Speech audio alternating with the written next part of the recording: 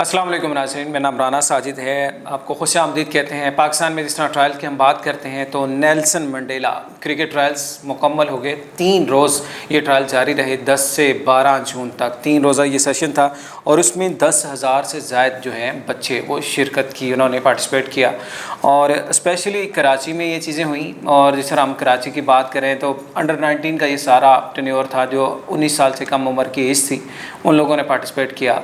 और बहुत सा में डिफरेंट यूनिक टैलेंट नज़र आया, जिसमें लासित मलंगा, जिस तरह श्रीलंकन फास्ट बॉलर हैं वो शादाब खान का सेम कॉपी, और इसी तरह कुछ डिफरेंट ऑलराउंडर जो कि पाकिस्तान का नाम जो है वो रोशन कर सकते हैं, वो सामने आए। बहुत सी क्लिप्स जो कि आप स्क्रीन पे देख भी सकते हैं वो भी सामने आए। और जिस तरह का इन्वायरमेंट एक बिल्ड किया गया था कराची में, जो हाइप बनाई गई थी, वो तमाम नेल्सन मंडेला क्रिकेट ट्रायल्स में वो मुकम्मल हुई।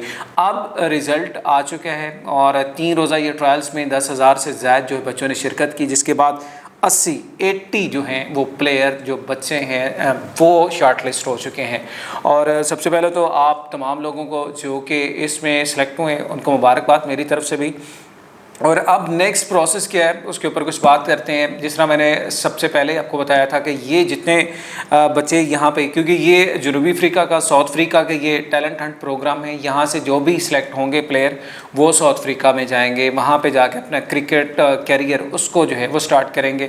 फाउंडेशन है नेल्सन मंडेला, जो कि उनकी इसके ज़रिए तमाम ये ट्रायल्स हुए थे। अब एक प्रोसेस होगा, 80 बच्चे जो हैं उसमें सेलेक्ट हो चुके हैं, जिसमें अब जिनकी टीम्स बनाई जाएंगी 4, 20 खिलाड़ी जो है उस टीम में रखे जाएंगे, रिज़र्व प्लेयर भी होंगे साथ कुछ, और उसमें 4 टीम्स बनेंगी। जिसके बाद बाकायदा इनका एक टूर्नामेंट होगा यहाँ पे कराची में ही, और जिस ग्राउंड में ये ट्रायल हुए वहीं पे ये टूर्नामेंट भी होगा। जिसके बाद ये उसमें से देखेंगे जो सबसे बेस्ट प्लेयर्स होंगे, मतलब ये अभी ट्रायल में तो आप लोग सेलेक्ट हो गए, जो 80 बच्चे सेलेक्ट हुए हैं उसमें से जो बेस्ट होंगे उनको जो है वो शॉर्टलिस्ट करेंगे। और उसमें जो बॉलिंग में, बैटिंग में, फिर ऑलराउंडर जो परफॉर्मेंस बेहतरीन होगी उसमें 16 जो हैं वो शॉर्टलिस्ट होंगे। 16 मतलब 80 में से भी 16 बच्चे निकलेंगे जो कि इस टूर्नामेंट में आएंगे, और फिर वो बच्चे जो हैं वो जाएंगे साउथ अफ्रीका में। और वहाँ पे जो एनवायरनमेंट मिलेगा वो आपसे ऑलरेडी मैं डिस्कस भी कर चुका हूँ। उसमें सबसे पहले तो अपॉर्चुनिटी ये है कि आपका जितना भी समझ लें एक्सपेंसेस हैं, आपकी एक लाइफ ड्रीम गोल जो होता है वो आपको समझ लें कि वो सबसे पहले वो दिया जाएगा। उसमें आपका खाना पीना, रहना सहना, और आपकी लाइफ, आपकी इनकम, वो सारी चीज़ें आपकी क्रिकेटिंग कैरियर से जुड़ी जितनी भी चीज़ें होती हैं वो साउथ अफ्रीका की जानब से वो प्रोवाइड की जाएंगी। और साथ ही साथ जो प्लस पॉइंट है, जिस तरह से पहले आपको एग्जांपल दी थी कि इमरान ताहिर पाकिस्तानी प्लेयर थे, वो साउथ अफ्रीका की जानब से खेले हैं, आप सब जानते हैं। इसी तरह मतलब नेशनल टीम साउथ अफ्रीका की वहाँ तक जो है वो रसाई आपको मिल सकती है। तो अब जो कि वो 80 प्लेयर्स, 80 जो प्लेयर्स हैं वो शॉर्टलिस्ट हुए हैं, उनके लिए भी खुसूसी अदाद ये हैं कि अब इनके जो नाम हैं वो अनाउंस करें। सरफराज अहमद पाकिस्तान के जो साबिक कप्तान हैं, और साथ ही साथ जो ऑलराउंडर है पाकिस्तान के फवाद आलम, वो ये एक प्रेस कॉन्फ्रेंस करेंगे ईद के बाद, और उसके बाद ये तमाम जो प्लेयर्स हैं इनके नाम भी अनाउंस कर दिए जाएंगे। लिस्ट हमारे पास आ चुकी है, लेकिन अभी थोड़ा सा ये टॉप सीक्रेट है तो इसलिए इसको पब्लिकली नहीं किया जा सकता। वैसे मैं इंस्टाग्राम में इसका लिंक वगैरह भी आपके साथ शेयर कर दूँगा, कुछ डिटेल्स, ताकि आपको मज़ीद आसानी भी हो जाए। लेकिन ये एक प्रेस कॉन्फ्रेंस होगी, इसके बाद ये बच्चे जो होंगे उनको कॉल किया जाएगा, बुलाया जाएगा। वैसे तो उनको बता ही दिया गया है, लेकिन उनको जो है वो कैंप में बुलाया जाएगा। इसके बाद एक टूर्नामेंट होगा, टूर्नामेंट के बाद वहीं से जो शॉर्टलिस्ट होंगे वो बच्चे जाएंगे। इसमें मेडिकली अलाउंसेस और दीगर जितने भी मामलात हैं वो सारे जो है इनके पास चले जाएंगे। तो ये एक फ़ेज़ था जो कि मुकम्मल हुआ कराची में। अब इनका जो नेक्स्ट प्रोसेस है ईद के बाद शुरू होगा, जिसमें जो ये कैंप है वो लगेगा 2 से 4 रोज़ का। जिसके बाद एक टूर्नामेंट होगा, 4 से 6 मैचेस होंगे, उसमें जो लोग शॉर्ट लिस्ट होंगे उनका जो है वो फिर हतमी जो है उनकी शक्ल दी जाएगी, फिर वो ट्रैवल करेंगे साउथ अफ्रीका के लिए। तो वंस अगेन सब लोगों के लिए बेस्ट विशेज़ हैं, और स्पेशली जो लोग नहीं इसमें सेलेक्ट हुए उनके लिए भी मैसेज ये है कि ट्रायल जिस तरह मोस्टली होते रहते, इससे पहले सीनियर डिस्ट्रिक्ट के हुए, अंडर 19 के हुए, अंडर 16 के हुए, डिफरेंट वो चलते रहते हैं। इवन अभी तो रिसेंटली पेशावर ज़ल्मी वालों ने किए थे, अब लाहौर कलंदर वालों के भी आने वाले बहुत जल्द।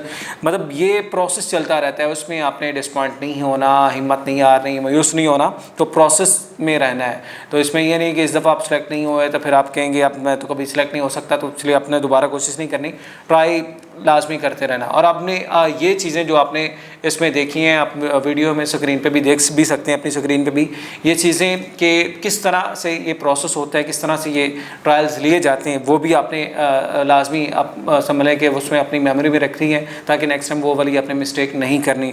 वो 2-3 चीज़ें थी जो लोग आप बार बार पूछते हैं कि उसमें एक तो किट बैग और आपके जो सामान होता है, इक्विपमेंट होता है, बैट बॉल और सारी चीज़ें आप लेके जाना है। अब उसमें ये है कि आप वाइट किट पहन सकते हैं, उसके बाद आप कोई भी ट्राउज़र शर्ट जो ट्रैक सूट होता है वो पहन के जा सकते हैं, जॉगर्स पहन के जा सकते हैं। फिर वही बात लास्ट में जिस तरह मैंने आपसे कहा था कि आपके पास अपना किट बैग होगा तो आपके लिए आसानी है, लेकिन अगर आपके साथ फ्रेंड्स हैं, आपका एक सर्कल है, ग्रुप है, तो फिर तो आप शेयर कर लेंगे। अदरवाइज़ अगर आपके साथ कोई नहीं, आप अकेले जा रहे हैं, तो फिर आपको थोड़ा सा टफ होगा, मतलब आपको किसी से मांगना पड़ेगा, लेना पड़ेगा। तो इसलिए सारी चीज़ें अगर आप अपनी प्रोसेस करेंगे तो फिर आपके लिए भी एक सूटेबल होगा कि आप आसानी से उस ट्रायल को दे सकेंगे।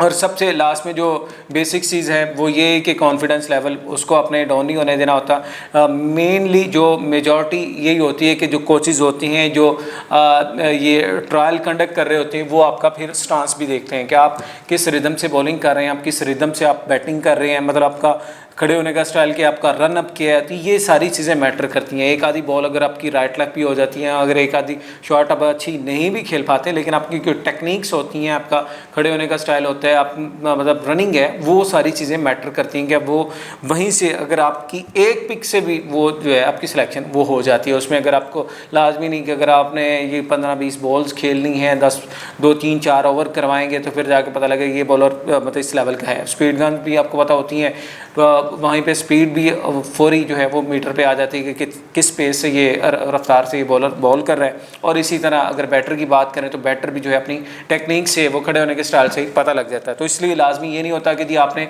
लंबी वो एक ट्रायल देंगे तो फिर वो सारी चीज़ें के सिलेक्टर यही चीज़ नोट करती हैं। तो इसके ऊपर आप फोकस कर लेंगे तो दोबारा से अगर आप नहीं कामयाब हुए तो आप दोबारा कामयाब भी हो जाएंगे। मज़ीद अपडेट्स और आपके माइंड में कोई क्वेश्चन हो आप हमें कमेंट सेक्शन में पूछ सकते हैं और अपनी फीडबैक लाजमी आगाह कीजिएगा। दोबारा फिर हाज़िर होंगे। अपना बहुत सा ख्याल रखिएगा। अल्लाह हाफ़िज़।